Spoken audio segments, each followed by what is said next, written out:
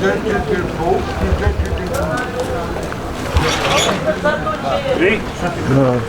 Ieșim în afara târgului. Uite aici. Pe Malozane. Uite aici. Cine-i stăpânul aici la măturoaie? Eu. Uite aici un negustor. Dar voi să te filmez. Câți ani ai tu, mă? Hai că ești frumos. 15 lei măturoaie? Hai că nu mai cumpăr la tine, că nu vrei să stai. Uite, vezi? Faptul că muncești e mare lucru. Păi da, Dar da, la de școală la... mergi? La școală? Dar noroc cu mine dai dacă dăm împreună? Da. Îți doresc vânzare bună. Fii atent, un băiat în devenire, un negustor adevărat. Să muncești, da? Să mergi la școală. Pa! Vreau măturoi. O să vreau măturoi, dacă mă întorc, cumpăr un măturoi de la tine. 15 lei, 3 euro. Bun, sănătate, pa! Interesant. Uite aici cu coș de răcitură. Bă, dar ce jumulite sunt... Contează. Se îmbracă cu piele și merge. De ce zici cocoș de răcitură? Dragul meu, ăștia sunt cocoși de carne, la 5-6-7 kg. La răcitură merg foarte bun și la borș, sunt cam tăruți. Găina e mai bună de friptură. Așa că recomand de Crăciun un cocoș bun de la târguri. Uite ce fain e. Merge la borș și la răcitură. Și ăștia cu piele se curăță și ușor. Ei, carne tânără funcționează bine în stomacul. Ori ați făcut cumpărătură, azi ori nu. Revenim în obor și îl străbatem în sens invers, începând cu un negustor de sare și varne stins. Bună ziua!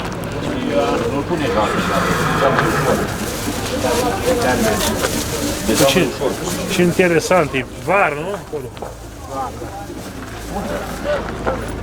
Deci var nestins. Unde se face varul? La Bicaz, La Bicaz, fii atent, cred că sunteți ultimul negustor de var din țară. Da, mai sunt câțiva, dar puțin. Unii de vă 20 de Pical, Și sarea de unde? De la Pride? Dej. De la Dej? Fii atent, sare foarte bună pentru murături. Recomand să pună la varză. Eu cu de asta fac în murături. 35 de grame pe kilul de apă. Super de gustoasă. Spargi cu ciocanul, cântărești și pui în butoi. Uite, sare de 1,50 kg. Da, animale mai sunt? Mai cumpără lumea? Da. Sunt ceva. Aici sare pentru toate animalele din România. Foarte greu de găsit, nu găsești, în țări nu mai este cât aici. Și cum îl stângi? În găleată? Stânge singur. Nu îl amesteci cu apă? Noi îl punem la animale în băutoarele de apă. În animale? Da, Și la păsări se pot pune. Și se stânge și se strochește prin poieți. Da, știu ce spun. Pun și așa. Eu îl pun așa în apă, am animale. Și îl pun în băuturi de apă. Și el se dizolvă încet. Da. Și faceți dezinfecție animală. da. Deci stai puțin, deci păsările beau apă cu calciu. La fiecare ou le trebuie 10 grame de calciu, nu? Așa este. Și atunci trebuie să aduci aport de calciu, hrana lor. Cum aduci? Cu var, fărmițat, bătut la ciocan, făcut fragmente mici de 3-4 mm sau dizolvat în apă. Dar să știi că și la animale se dă calciu, animalele în creștere. Și la viței, și la cârlan, și la porci, toată lumea are nevoie de calciu. Nu știu, eu nu mă gândeam la animale, știam că varul nestins numai pentru zugrăvit. Nu. Păi da, lumea o dat la animale. Pentru dezinfectat fântânile Și pentru consum. Se pune în furaj. Dar uite ce bulgări frumoși. Cu cât sarea este mai gri, are mai mult gripine, cu atât mai valoroasă pentru animale, pentru că are microelemente. Uite, îți dai seama la oi, vezi, și la vite, asta se pune. Când e mai albă, e mai boieroasă, dar când e are elemente gri în trânsa, este completă, cu microelemente. Eu am avut și eu animale, le puneam și eu sare. Fără sare nu funcționează nimic în lumea asta, știi? Știi că se spune sarea în bucate. Așa este. Asta e viața. Sarea nu locuiește nimeni niciodată. Cât o să fii vietate pe pământ, caută sare. Cum îl faci? Scoatem piatra din cariera fabricii. La ciocan. La ciocan, la baros, aducem la cuptor. La cuptor o stivuim în cuptor. Încărcăm cuptorul, cum ar fi. Așa. O puneți într-o anumită ordine. Da, și acolo trebuie să cine știe și nu cunoaște. Și după aia se dă foc de desubt. Puneți lop de 3 sau puneți lemne mărunte? Nu, lemnul de 1 metru, 1,20 m, lop, întreagă. La un cuptor de la un cuptor cât 5 toni, trebuie cam 15 metri cub de lemn, de brad. Pump acum, nu mai convine. Deci Dar nu scot. care e cariera care exploata și fabrica de Da, ciment? da. Acum La mai Picaschei, merge da. fabrica de ciment? Nu mai Merge, da? Dragă Luce, tașca fabrica e- de ciment are 50, 70, 80 de ani. Fabrica de ciment a venit peste exploatarea satului, multiseculară. Că prima dată la manual s-a lucrat. Acum oamenii ciugulesc. A fost aia la Bicaz, la ciment. Acum e aia la Tașca, e mai performantă. A fost fabrică de var, dar acum dacă le-au desființat, le-au... Părinți au umblat cu căruțele, cu covintiri, cu var? Eu n-am umblat și eu am fost. Am prins și eu Și câteva... ați făcut ceva bani cu căruțele, Da, cu var? cu asta trăiem, na, din asta să... Și pe var ce vă dădea? Vă dădea și Da, cereale? dădeam la schimb, cereale, Vezi? pe schimb. Interesant. Uite, o istoria vărarilor din județul Neamț nu scris-o nimeni. Da, umblam la Botoșan, Dorohoi, Săveni, părțile alea. Cu var. Var, Sare pentru animale! E bine, e bine. bine că se mai poate face schimburi de așa. Dar și în bucătărie e valabilă sarea. Dar eu am în casă, pus pe sobă și... Cum, e ca povestea cu... Aveți în sladniță, nu? Nu, pus așa drobe, exact drobul așa, pentru inhalații. Dar cu limba mâncăm. Fii atent ce spune domnul. Pui un drobul ăsta în casă și ai inhalații Da, de face aerosoli cu sare în casă. Da. Nu te mai duci la Pride, uite ce interesant. Poate vine lumea și cumpără sare. 28. Aveți mulți clienți care fac inhalațiile astea cu sare în casă. Dar sunt acum, e mai modern, fac câte o salină, câte o cameră zidită. Da. Face acasă într-un... Da. Îți pui în baie un... Tapetează toată Da, camera cu plăci de sare. Și face aerosoli în casă cu un drop de sare. Uite, interesant. Falimentează salina de la Pride, dacă vrei să faci inhalații. Vă dorim mult sănătate. Numai bine, Doamne ajută. Reluăm parțial traseul pe care am venit și ne îndreptăm spre alte locuri nevizitate. Cred că sunt ultimele zvâcniri ale oborului din Târgu Neamț. Cine știe în câțiva ani cine așteaptă, nu? Da. O să rămână... Comerțul va continua, dar nu sub forma asta. Comerțul va continua, sigur. Morcov, țelnă, zarzavat. Clementine, struguri moldovenești, conopidă, sfeclă roșie, păstârnac, pătrunjean, morcov, usturoi. Ceapă, usturoi. Prune uscate, fasole.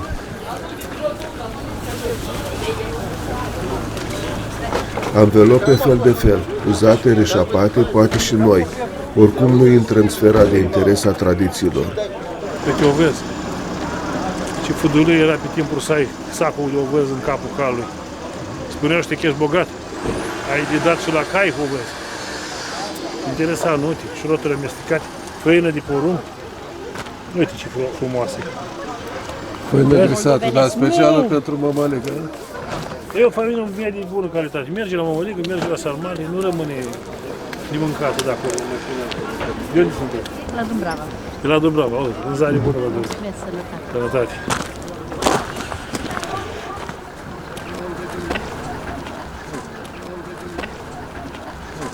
Vezi? Uite, asta e făcut.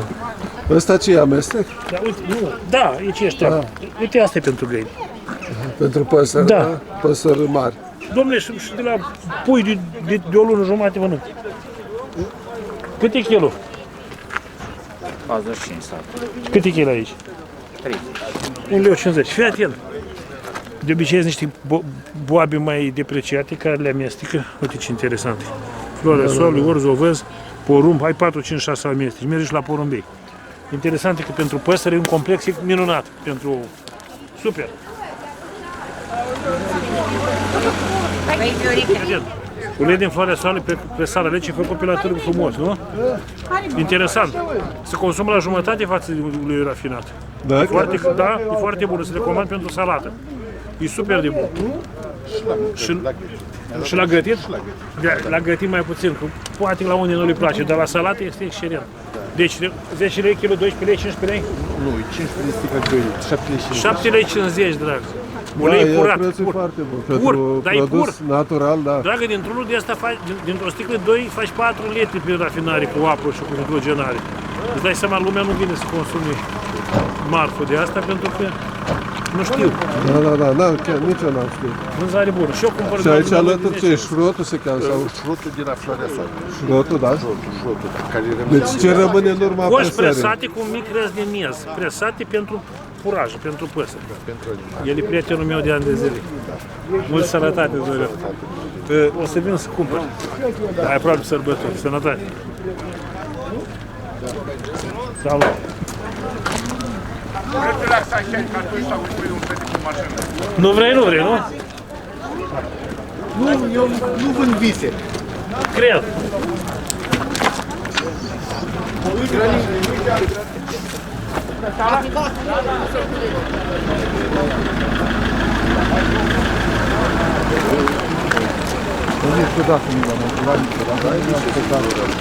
Uite, usturoi de rachiteli.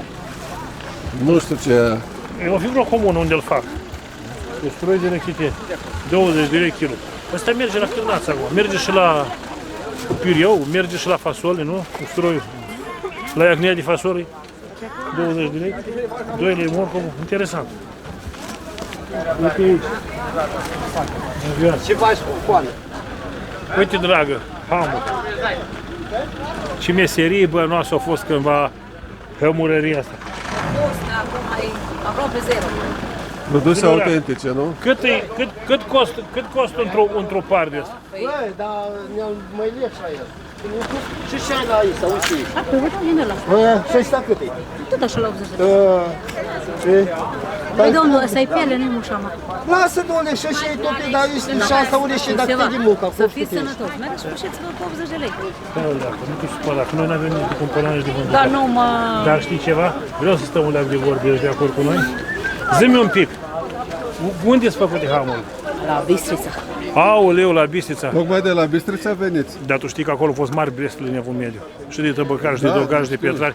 Îți dai seama, hamurii, dacă nu erau făcute bine, se lărgeau și caii nu puteau să tragă bine. Astea sunt cai cu hamur cu gură de ham. Fii atent, ce frumos. Cât dai truparul? Așa, la ăla era 4,5. 450 de lei trupar. Uite ce frumos. Nu trage stare când vine rastelul rău. Aha. Gură de ham, da? Gură de ham. Așa ceva avea și la Sibiu. În Moldova obiceiul era cu cerc după obiceiul armatei ruse. Da. La Evul Mediu, 1780. Da, așa știa și eu. Nici nu m-am gândit la asta, că poate fi înlocuit. Cercul de lemn, cercul. dar e alt model din hamare. Armata rusă, când intra în Principate, aducea obiceiuri de hamacai și țăranii noștri luau obiceiul de ei, pentru că era un obicei modern la vremea aceea. Trasul cu cai cu hamuri care aveau cerc și cu jug, dădea forță atelajului, caii trăgeau mai bine. Asta e pentru tracțiune mai ușoară. Dar totuși e bine pentru că trăsurile, faietoarele și transportul de persoane merg foarte bine cu hamuri de genul ăsta. Cumva și mai elegante. Mai elegante, da. Uite bine să vezi, că nu o să vezi la regina Angliei la trăsură cercuri de lemn. O să vezi guri de ham. Cer de lemn e tot una cu jugul? Nu, jugul e jug, cercul de lemn e cer de lemn, e altceva. Cercul de lemn, Da, jugul. cercul de lemn este un dispozitiv care strângea La o într-un potkavă, fel, da. nu, făcea legătura între o lubă și jug pe partea stângă și pe partea dreaptă tot la fel. Ca să nu fie legate altfel. Și era o legătură puternică, cercul. Când se trăgea puternic la lemne sau la trăsuri, la care încărcate, se mai rupea cercul. Adică înseamnă că forța era din jug. Jugul era altfel făcut. Nu, aveți juguri, nu aveți juguri, nu? Da, de potkavele alea ce spui? Soțul e plecat la Cetiric, dar vine imediat, îndată. Podcoavi nemțești, așa se cheamă. Celelalte turcești n-au hacuri. Și ăsta ce e? Colții ăștia din ce? Nu mă pic să-i dau la domnul. Păi în loc de, știi că spuneau zburători înainte la podcoavi, ca să reziste iarna. Asta e încălțăminte de iarnă pentru cai. Vezi? Domnul, aveți mărimea? Cu pastile Videa încărcate. Deci asta era. Da. Pastile Videa, da? Pastile Videa, aici se bat caiele, unghia se curăță, se scobește copita, se pune pe picior, sunt prefabricate. La Ferrar se adaptează după modelul unghii și costă în jur de 100 de lei potcovitul de picior. Cam 3-400 de lei ajunge un cal de potcovit. Uite, fără astea nu poți să faci treabă. După cum porcalul la 3 luni de zile, 2 luni, 4 luni jumătate de an, s-o tocit altele. Iarna e bine de pus astea pentru că cai care muncesc în noroi și pe gheață rezistă la nu nici să n-aibă accidente. să-și rupă picioarele. Uite să vezi o chestie care mi se pare mie interesantă. Ia uite aici. Uite, zurgălei. Zurgălei pentru... Zurgălei, nu dragă, să puneți gardă cu zurgălei pentru fala calului, nu pentru că aveți vreo treabă. Asta vreau să... În Târgu Neamț, acum 100 de ani, când se intra, trăsurile, trebuia să scoată zurgălei sau să lege cloptirii ca să nu fac gălăgii, să trezească pe evrei de pe strada mare. Interesant. Da. Oricum, la ce preț e zurgălău? Aia asta 25. 25,1 și dacă pui plus gardă 20, e 500 de lei numai zurgălăi. Mai pui 102 pielea cu catarama și ai la 150 de euro gardă cu zurgălăi. Da, da, ce ne se dă de fudul? Ce se dă de bombardier? Hai să-ți arăt tălângi pentru Mergem pus cu la oi. uratul. Tălângi de pus la gâla oi, știi? Astea sunt uitei.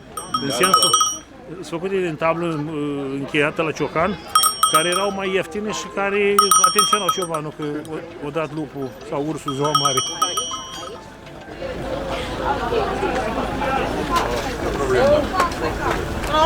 Fast food,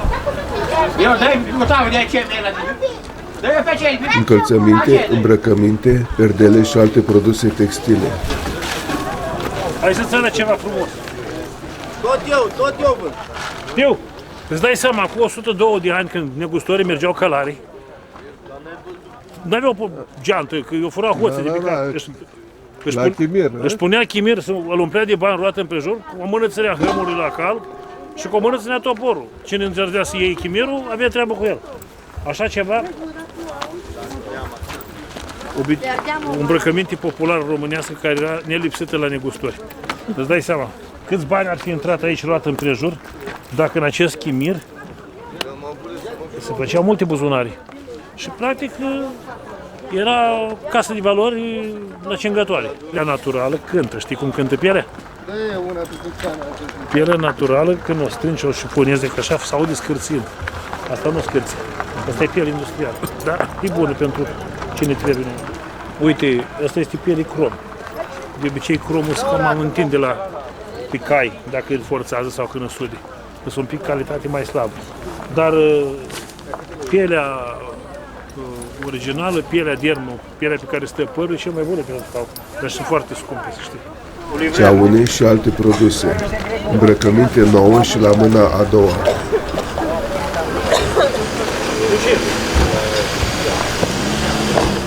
Uite cum arată.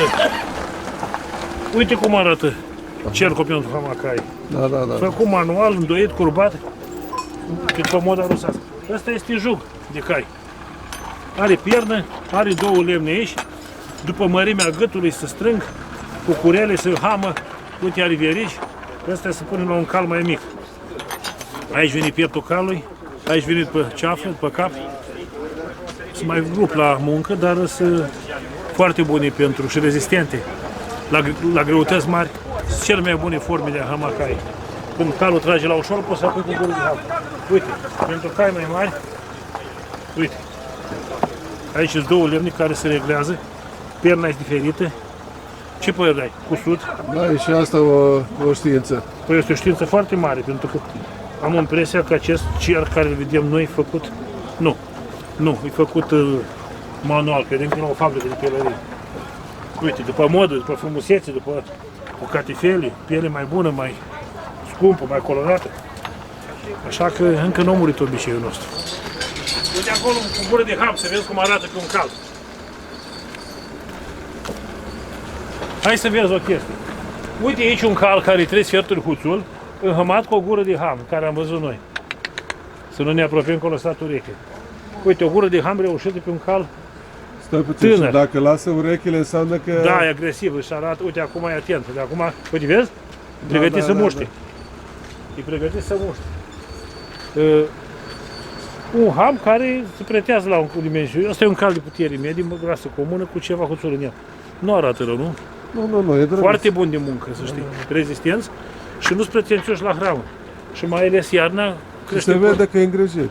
Dragă, iarna crește părul pe el, mănâncă puțin și trăiește mult, rezistent la boli. Ce părere ai? Îți place hamul?